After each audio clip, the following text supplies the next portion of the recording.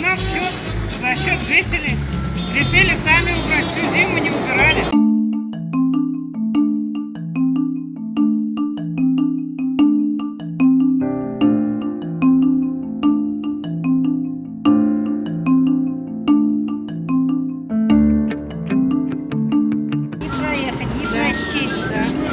Не то, что машина, пешком даже невозможно ходить. Многослойный пирог у нас получился. Изо льда, каши, снега.